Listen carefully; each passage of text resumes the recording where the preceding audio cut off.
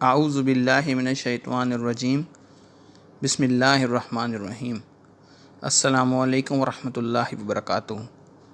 آج کی ہماری ویڈیو سورہ مزمل کے فضائل اور برکات پر مشتمل ہے، جس سے مستفید ہونے کے لیے ویڈیو کو شروع سے آخر تک دیکھیں۔ سورہ مزمل بڑی بابرکت صورت ہے، کیونکہ اسے حضور صلی اللہ علیہ وآلہ وسلم سے خصوصی مناسبت ہے، اس لیے اس صورت کے فیض و برکات بے پناہ ہیں۔ یہ صورت خاص کر مصائب سے خلاصی پانے، مشکلات کے آسان ہونے، افلاس کے دور ہونے اور روزی کے فراغ ہونے، نیک اعمال کی طرف دل پھیرنے کے لیے بہت مفید ہے۔ حضرت ابی بن کعب رضی اللہ تعالیٰ عنہ سے روایت ہے کہ حضور اقدس صلی اللہ علیہ وآلہ وسلم نے فرمایا، جو شخص سورہ مزمل پڑھے اللہ تعالیٰ اس سے دنیا و آخرت کی مشکلات دور فرمائے گا۔ تفسیر الکشاف۔ حضور اکرم صلی اللہ علیہ وآلہ وسلم نے فرمایا کہ جو شخص اس سورت کو پڑھے گا اللہ تعالیٰ اسے دنیا و آخرت میں خوش رکھے گا اور اس کے افلاس کو دور کر دے گا۔ جس مشکل کے لیے پڑھے گا وہ مشکل آسان ہو جائے گی۔ حضور صلی اللہ علیہ وآلہ وسلم نے فرمایا، جو شخص اس سورت کو مصیبت کی حالت میں پڑھے گا اللہ اس سے اس کی مصیبت دور کر دے گا انشاءاللہ۔ جو شخص اسے 1 سال تک بعد نماز فجر روزانہ 11 مرتبہ پڑھتا رہے گا اس کے رزق میں اضافہ ہو جائے گا، وہ کبھی غریب اور محتاج نہ ہوگا۔ ایک عامل کا قول ہے کہ کشادگی رزق کے لیے اس سورت کو روزانہ 7 مرتبہ پڑھنا بہت اکثیر ہے۔ حضور صلی اللہ علیہ وآلہ وسلم کی زیارت کے لیے اس سورت کو روزانہ 1 مرتبہ تہجد کے وقت پڑھیں یا سوتے وقت پڑھیں تو انشاءاللہ اسے حضور صلی اللہ علیہ وآلہ وسلم کی زیارت ہوگی۔ جو شخص اعتکاف میں اس سورت کو تہجد کے وقت پڑھے تو اس کے لیے بھی ایمانی فیض و برکات کے لیے بہت بہتر ہے۔ یہ سورت عاملوں کی بڑی محبوب سورت ہے، بے شمار لوگ اس کا عمل کرتے ہیں اور اس کے فیض و برکات حاصل کرتے ہیں، کیونکہ یہ سورت ہر قسم کے غلبہ کے لیے بہت تیزی سے کام کرتی ہے۔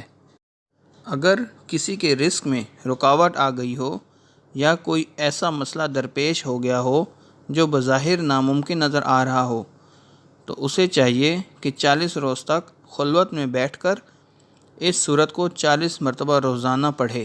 انشاءاللہ اس کا ہر مسئلہ اللہ کی رحمت سے حل ہو جائے گا انشاءاللہ۔ اگر کوئی یہ چاہتا ہو کہ زندگی کے ہر شعبے میں لوگوں کے دل اس کی طرف مائل رہیں، غرض یہ کہ ہر شے مسخر ہو اور جس سے وہ کوئی بات کہے شرعی حدود کے اندر کسی کام کے کرنے کا حکم دے، بلا چوں و چرا وہ راضی ہو جائے، تو اس کے لیے نماز فجر کی جب اذان ہو جائے تو سنتیں ادا کرے، اس کے بعد فرض ادا کرنے سے پہلے سورہ مزمل کو 7 مرتبہ پڑھ لے اور اس کے بعد 3 تسبیح یا ودود یا رؤوف یا رحیموں کی کرے اور اس عمل کو 1 ماہ تک کرے۔ اللہ کی مہربانی سے جس کی طرف توجہ دے گا وہی مطیع و فرما بردار ہو جائے گا۔ سورہ مزمل میں اللہ تعالیٰ ارشاد فرماتے ہیں، اللہ کے نام سے شروع جو بڑا مہربان نہایت رحم والا ہے۔ اے جھرمٹ مارنے والے رات قیام فرما، سوا کچھ رات کے، آدھی رات یا اس سے کچھ کم کرو یا اس سے کچھ بڑھاؤ، اور قرآن خوب ٹہر ٹہر کر پڑھو، بے شک عن قریب ہم تم پر ایک بھاری بار ڈالیں گے۔ بے شک رات کا اٹھنا وہ زیادہ دباؤ ڈالتا ہے اور بات خوب سیدھی نکلتی ہے۔ بے شک دن میں تم کو بہت سے کام ہیں، اپنے رب کا نام یاد کرو اور سب سے ٹوٹ کر اسی کے ہو رہو۔ وہ پورب کا رب اور پچھم کا رب، اس کے سوا کوئی معبود نہیں۔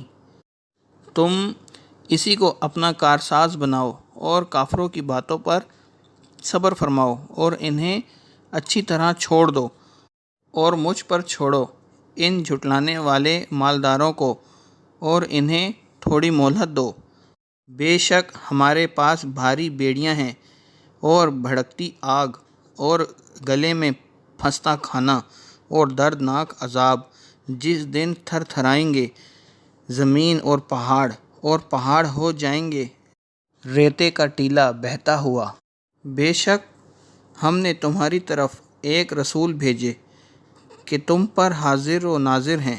جیسے ہم نے فرعون کی طرف رسول بھیجے تو فرعون نے اس رسول کا حکم نہ مانا تو ہم نے اسے سخت گرفت سے پکڑا۔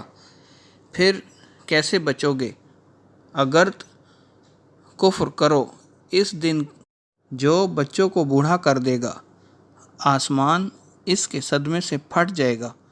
اللہ کا وعدہ ہو کر رہنا، بے شک یہ نصیحت ہے، تو جو چاہے اپنی رب کی طرف راہ لے۔